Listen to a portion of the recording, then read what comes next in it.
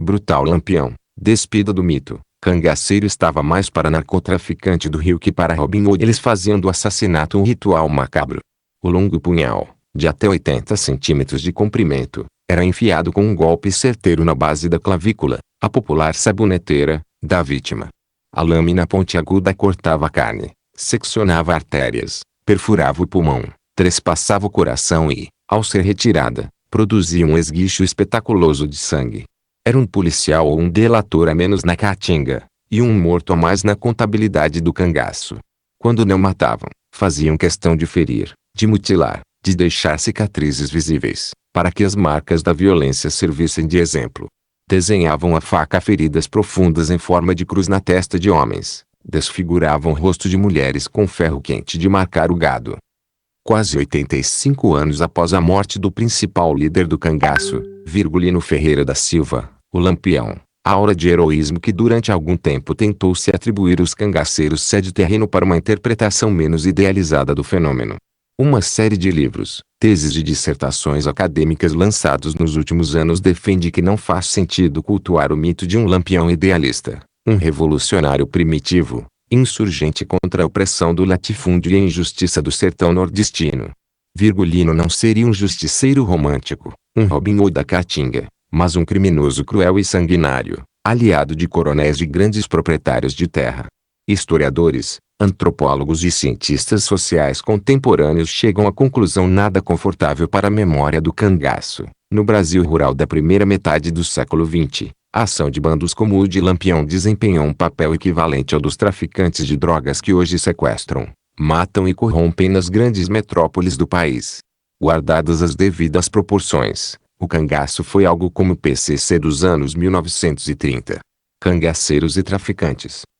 Foram os cangaceiros que introduziram o sequestro em larga escala no Brasil. Faziam reféns em troca de dinheiro para financiar novos crimes. Caso não recebessem o resgate, torturavam e matavam as vítimas, a tiro ou punhaladas. A extorsão era outra fonte de renda. Mandavam cartas, nas quais exigiam quantias astronômicas para não invadir cidades, atear fogo em casas e derramar sangue inocente.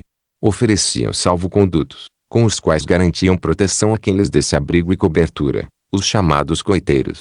Sempre foram implacáveis com quem atravessava seu caminho, estupravam, castravam, aterrorizavam. Corrompiam oficiais militares e autoridades civis, de quem recebiam armas e munição.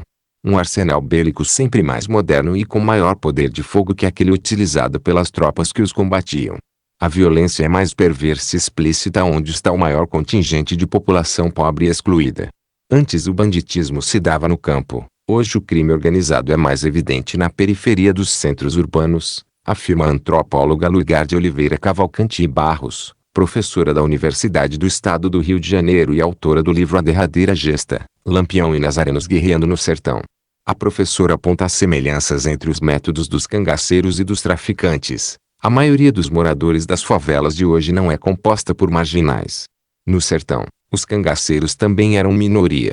Mas, nos dois casos, a população honesta e trabalhadora se vê submetida ao regime de terror imposto pelos bandidos, que ditam as regras e vivem à custa do medo coletivo. Além do medo, os cangaceiros exerciam fascínio entre os sertanejos. Entrar para o cangaço representava, para um jovem da Caatinga, ascensão social. Significava o ingresso em uma comunidade de homens que se gabavam de sua audácia e coragem, indivíduos que trocavam a modorra da vida camponesa por um cotidiano repleto de aventuras e perigos. Era uma via de acesso ao dinheiro rápido e sujo de sangue, conquistado a ferro e a fogo. São evidentes as correlações de procedimentos entre cangaceiros de ontem e traficantes de hoje.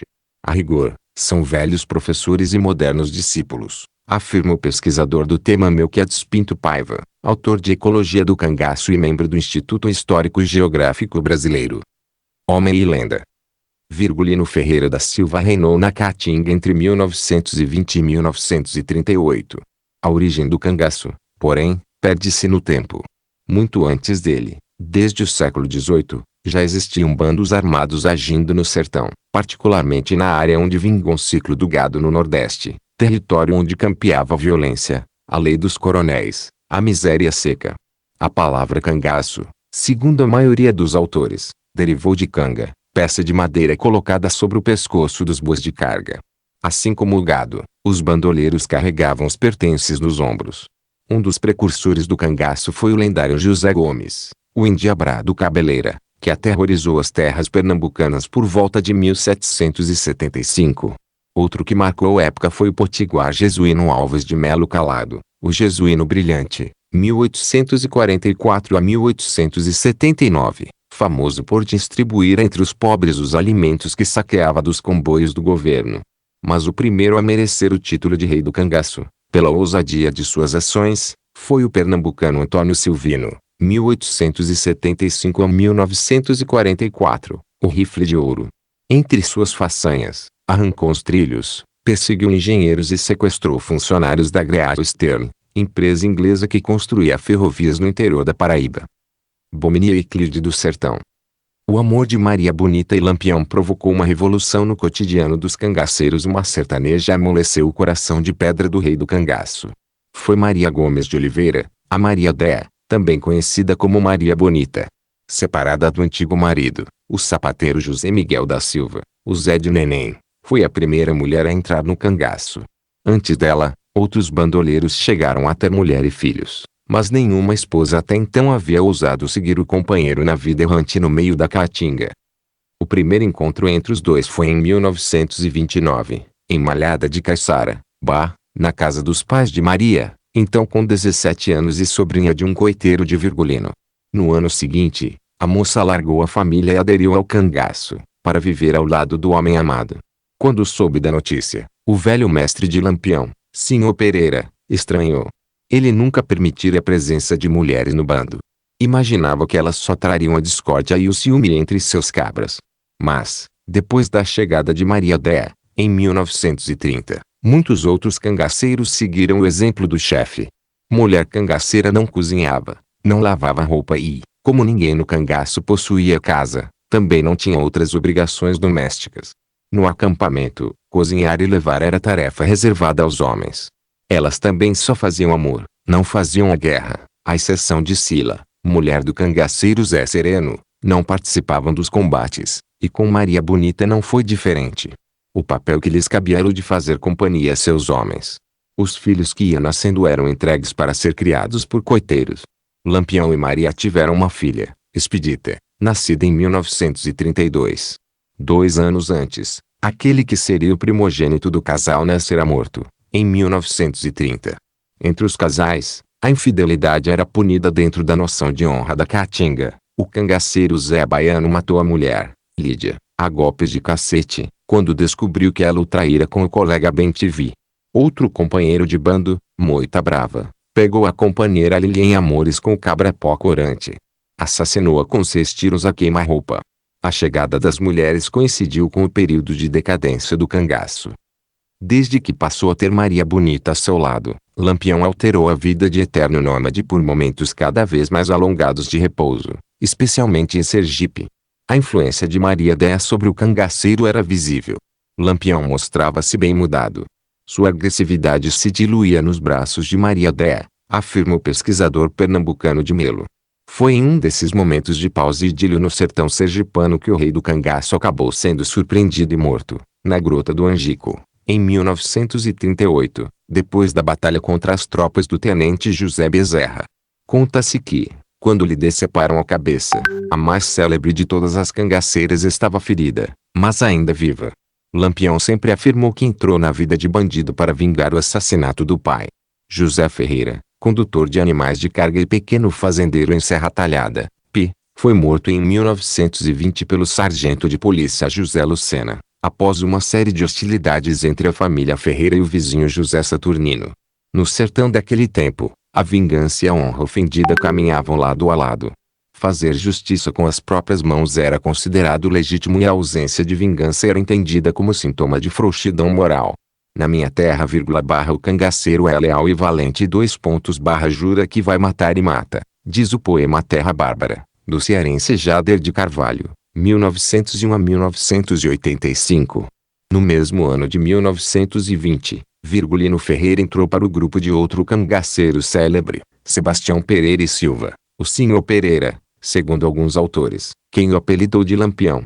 Como tudo na biografia do pernambucano, é controverso o motivo do codinome. Há quem diga que o batismo se deveu ao fato de lhe manejar o rifle com tanta rapidez e destreza que os tiros sucessivos iluminavam a noite. O olho direito, cego por decorrência de um glaucoma, agravado por um acidente com um espinho da caatinga, não lhe prejudicou a pontaria. Outros acreditam na versão atribuída a Sr. Pereira, segundo a qual Virgulino teria usado o clarão de um disparo para encontrar um cigarro que um colega havia deixado cair no chão. O cangaço não tinha um líder de destaque desde 1914, quando Antônio Silvino foi preso após um combate com a polícia. Só a partir de 1922, após assumir o bando de Sr. Pereira, Virgulino se tornaria o líder máximo dos cangaceiros. Exímio estrategista, Lampião distinguiu-se pela valentia nas pelejas com a polícia, como em 1927, em Riacho de Sangue, durante um embate com os homens liderados pelo major cearense Moisés Figueiredo. Os 50 homens de Lampião foram cercados por 400 policiais. O tiroteio corria solto e a vitória da polícia era iminente. Lampião ordenou cessar fogo e o silêncio sepulcral de seu bando. A polícia caiu na armadilha. Avançou e, ao chegar perto, foi recebida com fogo cerrado. Surpreendidos, os soldados bateram em retirada. A capacidade de despistar os perseguidores lhe valeu a fama de possuir poderes sobrenaturais e, após escapar de inúmeras emboscadas, de ter o corpo fechado. No mesmo mês da tocaia de Riacho de Sangue, Lampião e seu bando caíram em nova emboscada. Um traidor ofereceu-lhes um jantar envenenado, numa casa cercada por policiais. Quando os primeiros cangaceiros começaram a passar mal, Virgulino se deu conta da tramóia e tentou fugir, mas viu-se ecoado por um incêndio proposital na mata. O que era para ser uma arapuca terminou por salvar a pele dos cangaceiros, desapareceram na fumaça, como por encanto. Mas o maior trunfo de Lampião foi o de cultivar uma grande rede de coeteiros. Isso garantiu a longevidade de sua carreira e extensão de seu domínio. A atuação de seu bando estendeu-se por Alagoas, Ceará, Bahia, Paraíba, Pernambuco, Rio Grande do Norte e Sergipe. Lampião chegou a comandar um exército nômade de mais de 100 homens, quase sempre distribuídos em subgrupos, o que dava mobilidade e dificultava a ação da polícia. Em 1926, em tom de desafio e zombaria, chegou a enviar uma carta ao governador de Pernambuco, Júlio de Melo, propondo a divisão do estado em duas partes. Júlio de Melo que se contentasse com uma. Lampião, autoproclamado governador do sertão, mandaria na outra. Há divergências e discussões apaixonadas em torno da figura histórica de Virgulino. Ele comandava sessões de estupro coletivo ou, ao contrário, punia indivíduos do bando que violentavam mulheres. Castrava inimigos, como faziam outros tantos envolvidos no cangaço. Há controvérsias. Lampião não era um demônio nem um herói. Era um cangaceiro. Muitas das crueldades imputadas a ele foram praticadas por indivíduos de outros bandos. Entrevistei vários ex-cangaceiros e nenhum me confirmou histórias a respeito de estupros e castrações executadas pessoalmente por Lampião, diz o pesquisador Amaury Correia de Araújo, autor de 7 livros sobre o cangaço. As narrativas de velhos cangaceiros contrapõem-se à versão publicada pelos jornais da época, que geralmente tinham a polícia como principal fonte. Com tantas histórias e histórias a cercar a figura de Lampião, torna-se difícil separar um homem da lenda. Acho que está justamente aí, nessa multiplicidade de olhares e versões, a grande força do personagem que ele foi. É isso que nos ajuda inclusive a entender sua dimensão como mito, explica a historiadora francesa Elise Grunspan-Jasmin, autora de Lampião, Senhor do Sertão, Edusp. Bandido social? Já foi moeda corrente entre os especialistas interpretar o rei do cangaço como um bandido social, expressão criada pelo historiador inglês Eric Hobsbawm para definir os fora da lei que surgiam nas sociedades agrárias em transição para o capitalismo. Em Bandidos, Forense Universitário, de 1975, Hobsbawm cita Lampião, Robin Hood e Jesse James como exemplos de nobres salteadores, vingadores ousados, defensores dos oprimidos. A imagem revolucionária começou a se desenhar em 1935, quando a Aliança Nacional Libertadora citou Virgulino como um de seus inspiradores políticos. A tese foi reforçada em 1963 com o lançamento de um clássico sobre o tema, Cangaceiros e Fanáticos, no qual o autor, Rui Facó, justifica a violência física do cangaço como uma resposta à violência social. Na mesma época, o deputado federal Francisco Julião, representante das ligas camponesas e militante político pela reforma agrária, declarava que Lampião era o primeiro homem do Nordeste a batalhar contra o latifúndio e a arbitrariedade. Lampião não era um revolucionário. Sua vontade não era agir sobre o mundo para lhe impor mais justiça, mas usar o mundo em seu proveito, afirma também a historiadora Gronspan Jasmin, fazendo coro a um dos maiores especialistas do cangaço da atualidade, Frederico Pernambucano de Melo. Pesquisador da Fundação Joaquim Nabuco e autor de Guerreiros do Sol, Violência e Banditismo no Nordeste Brasileiro, Melo diz que o cangaceiro e o coronel não eram rivais. Os coronéis ofereciam armas e proteção aos cangaceiros, que, em troca, forneciam serviço de milícia. Dois dos maiores coiteiros de Lampião foram homens poderosos, o coronel baiano Petronilo de Alcântara Reis e o capitão do exército Ironildes de Carvalho, que viria a ser governador de Alagoas.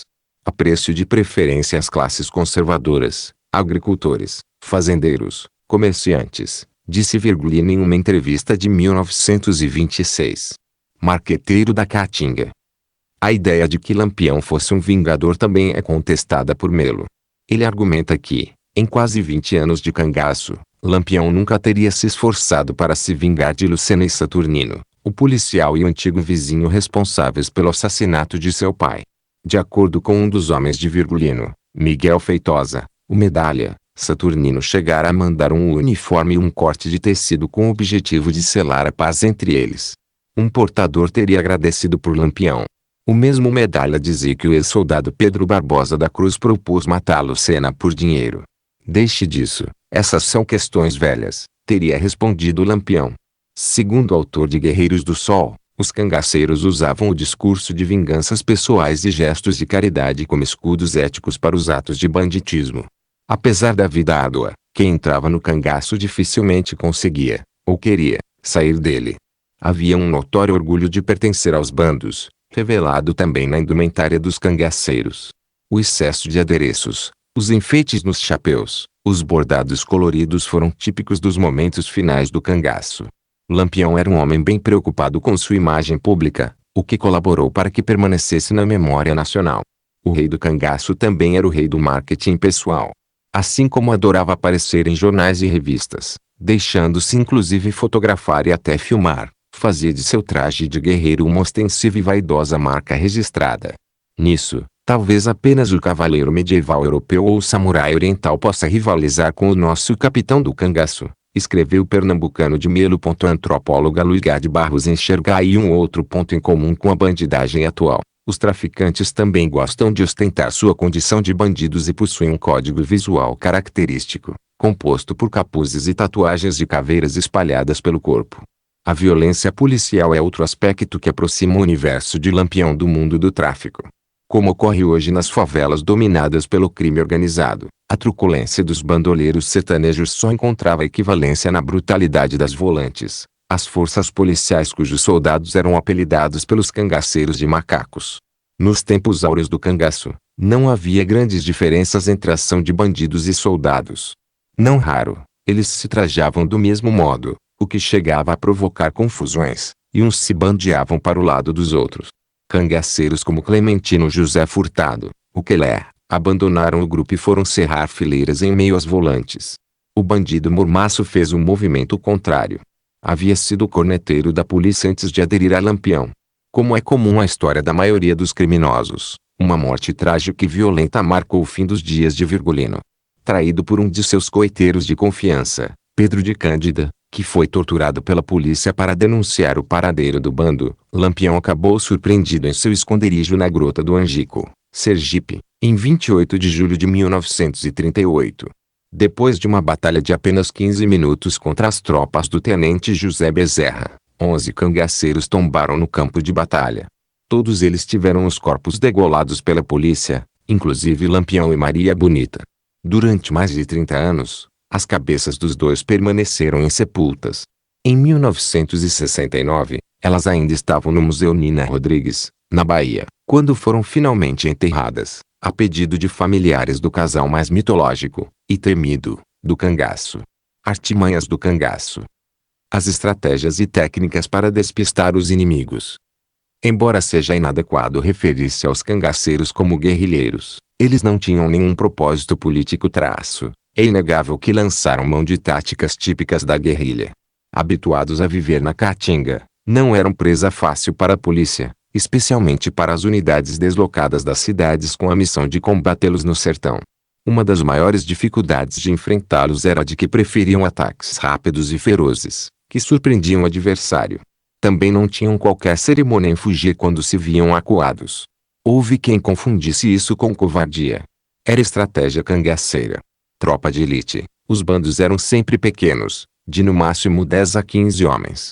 Isso garantia a mobilidade necessária para a realização de ataques surpresa e para bater em retirada em situações de perigo. Calada da noite, em vez de se deslocar a cavalo por estradas e trilhas conhecidas da polícia, percorriam longas distâncias a pé em meio à Caatinga, de preferência à noite. Para evitar que novas vias de acesso ao sertão fossem abertas, assassinavam trabalhadores nas obras de rodovias e ferrovias. Os apetrechos, todos os pertences do cangaceiro eram levados pendurados pelo corpo. Como não se podia carregar muita bagagem, dinheiro e comida eram colocados em puts enterrados no chão, para serem recuperados mais tarde. Raposas do deserto, cangaceiros eram mestres em esconder rastros. Alguns truques, usar as sandálias ao contrário nos pés. Pelas pegadas, a polícia achava que eles iam na direção contrária. Detalhe, andar em fila indiana, de costas, pisando sobre as mesmas pegadas, apagadas com folhagens, pular sobre um lajedo, dando a impressão de sumir no ar. Peso morto, com exceção de sequestrados, quase nunca faziam prisioneiros em combate, pois isso dificultaria a capacidade de se mover com rapidez. Também não mantinham colegas feridos ou com dificuldade de locomoção. Se o mestre mandou, para resolver discórdias internas no bando, Lampião sempre planejava um grande ataque. Todos os membros do grupo se uniam contra o inimigo e deixavam de lado as divergências entre si. Os infiltrados, quem dava abrigo e esconderijo aos cangaceiros, era chamado de coiteiro e agia em troca de dinheiro, de proteção armada ou mesmo por medo.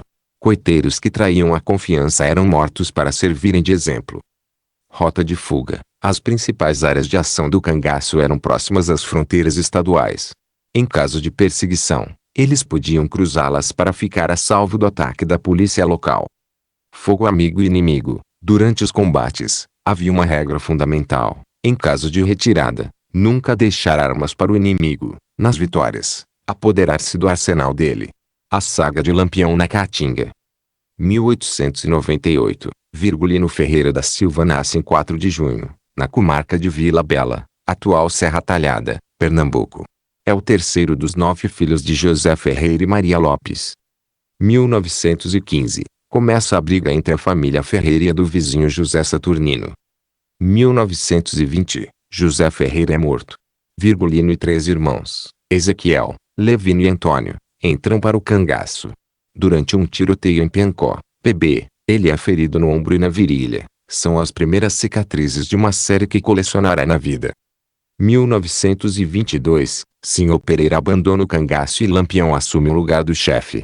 A primeira grande façanha é um assalto à casa da baronesa Joana Vieira de Siqueira Torres, em Alagoas. 1924, toma um tiro no pé direito, em Serra do Catolé, município de Belmonte, Pi.